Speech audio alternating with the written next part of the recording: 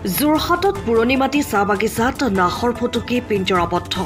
পানী চকুৱাৰ পুৰণি মাটিত দীৰ্ঘদিন স্থানীয় ৰাইজৰ গৰু ছাগলী ভক্ষণ কৰি এক প্ৰকাৰ সন্ত্ৰাস চলাই আহিছিল নাহৰ ফুটুকিটোৱে।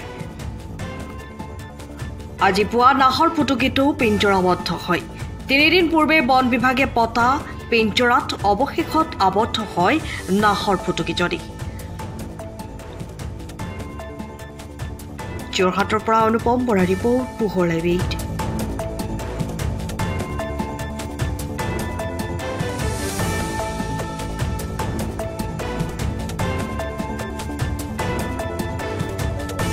বাঘটো আমি পুৰণি মাটি যোৰহাট পুৰণি মাটিত ধৰা হৈছিলে। তাৰপৰা আমাৰ আঞ্চলিক বন বিষয়া মহোদয়ক আমাৰ জনাইছিলে আৰু আঞ্চলিক বন বিষয়া মহোদয়ে আমাক নিৰ্দেশ দিছিলে তাত এটা গঁৰাল পিঞ্জৰা কৰিবৰ কাৰণে। আমি গঁৰালটো লৈ গৈ তাত আজি 3 দিনৰ আগত আমি তাত পাতিছিলোগে আৰু আজি ৰাতিপুৱা ঠিক 3টামান বজাত বাঘটো পিঞ্জৰাবদ্ধ হয়।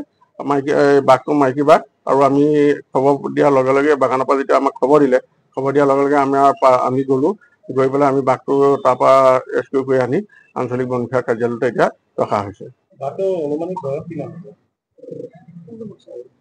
4 বছৰমান হ'ব বয়সটো।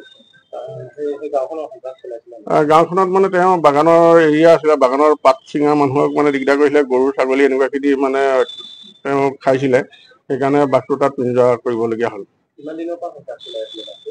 আজি এমাহমানৰ আগৰ পৰা কৰিছিলে, কিন্তু তেওঁলোকে আমাক খবৰ দিয়া যিদিনাখন দিছে আমি সেইদিনাখনে তাত আমাৰ আঞ্চলিক বন বিষয়াৰ নিৰ্দেশ মতে আমি গৈ তাত গঁৰালটো পতা হৈছিলে।